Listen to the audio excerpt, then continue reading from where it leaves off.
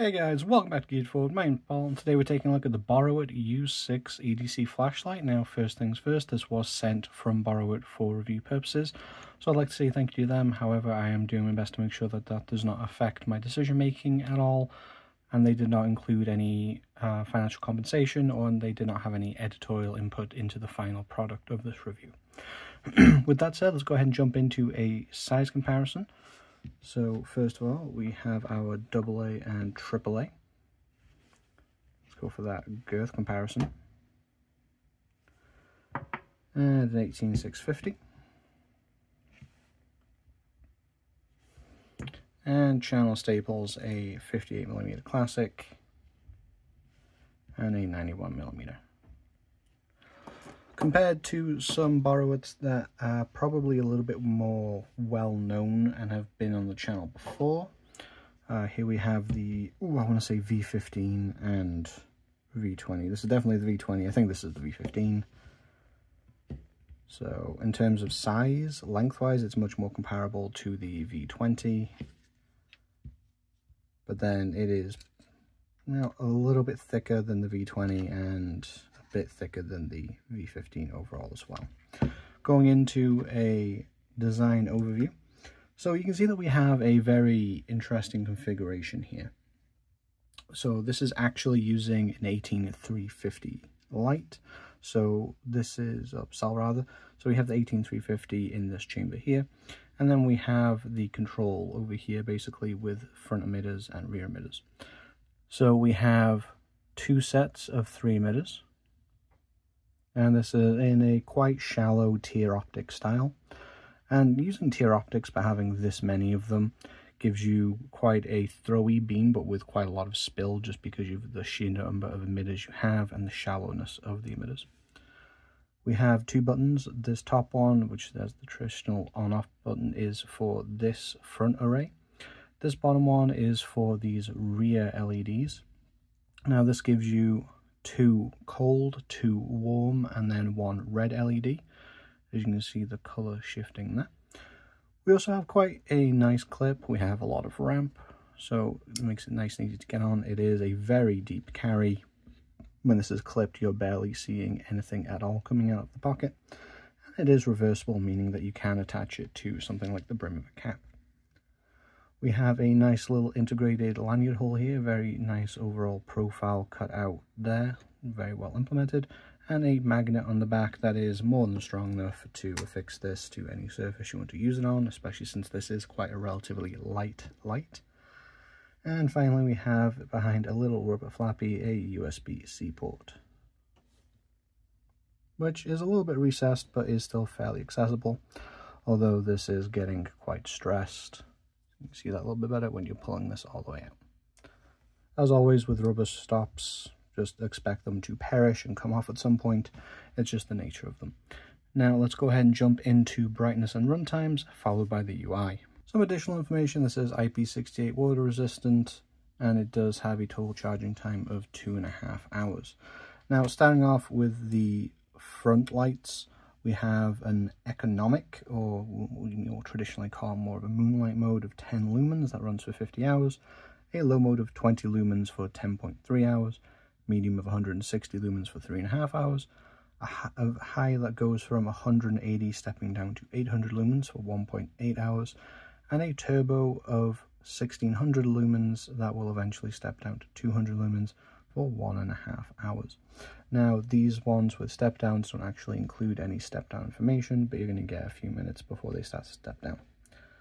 In terms of the side or the backlights down here, now our white is going to be 45 lumens at 7 hours, warm white 30 lumens for 6.5, red 10 lumens for 11.5, and then we also have information for the strobe and the flash, being 10 lumens for the red flash at 43 hours, and strobe is 400 lumens for 5 hours.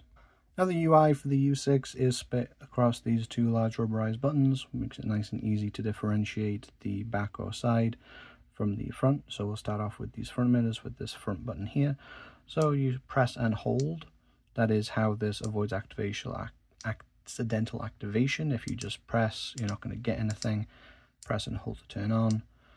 And from there, it's just a single click to go all the way through. So starting at, this is our economic mode, low, medium, high, and then a double click will take you to turbo. And flash warning, a triple click will take you to strobe. Should take you to strobe.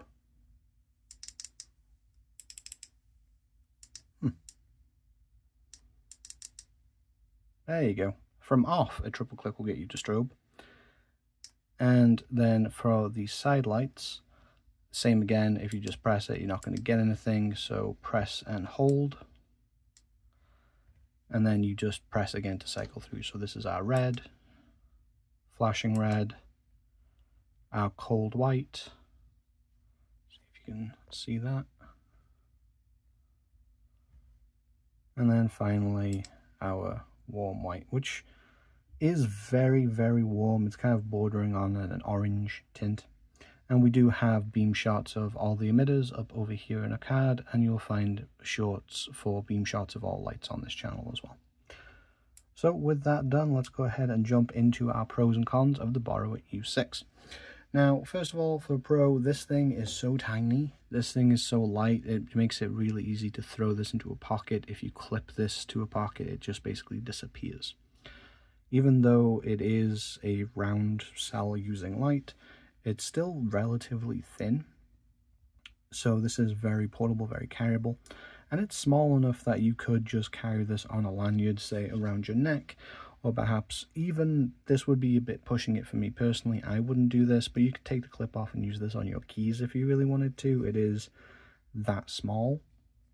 So that's a big plus. And going from that, it also means that if you clip this to a brim of a hat, it is an excellent option for a headlamp substitute. It's so light that you're not really going to feel it. It's not going to pull your head down. And because you have these emitters spread out, the beam pattern does work really well. You get a wide but still somewhat throwy beam that works very well for a wide variety of tasks, including just walking around dark paths at night, or working in something like an engine bay, electrical cabinet, that kind of thing too. Now the magnet on the back is very strong, and between the magnet and having two different positions for your emitters, it means that this is a very flexible use light. This can be pushed into service as kind of a light work light. Obviously you're not going to get the levels of brightness and runtime as a dedicated work light, but it's nice to have the option, especially if you're just doing some DIY or some impromptu repair and this is what you have to hand. And the flexibility of this light is the biggest pro, really, between the variety of carry methods, lanyard, magnetic, clip, and having the option of so many different emitters to choose from. It is very useful, very viable in a wide array of situations, and I think that that is its biggest strength. You can easily just forget about it until you need it, and then it can cover you in a wide array of different situations.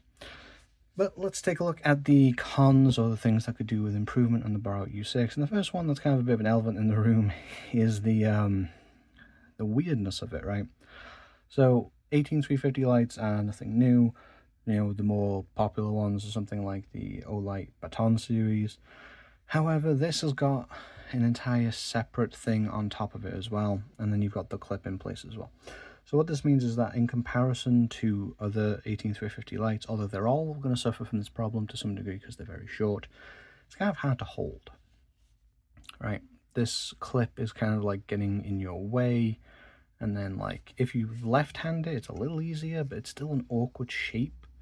I would say that without a lanyard on it, and I would advise putting some kind of lanyard on it, even if it's just like a little bead to help you hold it, it's a bit awkward. Now an 18650 version with that extra length would make it, you know, a lot easier to hold, but as it is, that size is both a benefit and a detriment because this is very awkward to hold in your hand to use on a regular basis.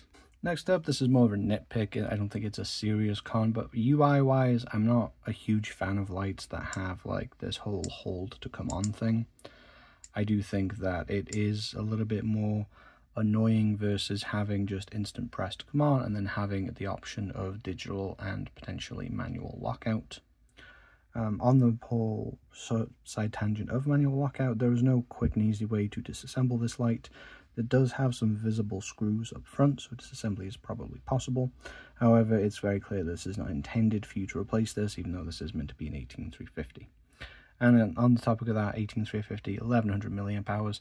It's a very compact cell, and whilst it has a lot of energy, you're not going to be able to support those higher brightnesses for long, especially since you don't have a lot of mass to distribute that heat. On its turbo mode, this will start to step down from about 30-ish seconds. Obviously, the ambient temperature and standing temperature of the light does factor into that. But in my use case, it's typically 30, sometimes a little more, sometimes a little less. And once it starts to get hot, that limits you to how much you can hold again. Now, for the price, this is roughly about £40, although there are discounts available. I think that is a pretty fair price for what you get. This is a very versatile light. They do include a little extra with a lanyard and a USB-C cable. So I think overall this is a very strong and compelling light. I think that it can be helpful for a lot of people. However, because of its quirks, because of its hard-to-holdness, I think this falls into a category very similar to what I ruled the Claris E5, in that this is an excellent secondary light, but because of an entirely different set of circumstance from the Claris, I think that this is just held back a little bit from being the only light you can carry, unless you are happy with those ergonomics and with those runtime issues on the higher brightnesses. But that's just what I think. What do you think of the U6? You a fan of Boruit products in general? Are there any other Boruit lights that you would like me to check out in future? Go ahead and let me know in the comment section down below. If you'd like to purchase this light yourself, there will be a link in the description, which does help out the channel. And whilst you're there, I'd appreciate a like and subscribe to the channel. It does greatly help. And if you'd like to support the channel more directly, please consider checking out our Patreon or YouTube membership. But that's been me. I've been Paul, and I hope you have a wonderful rest of your day.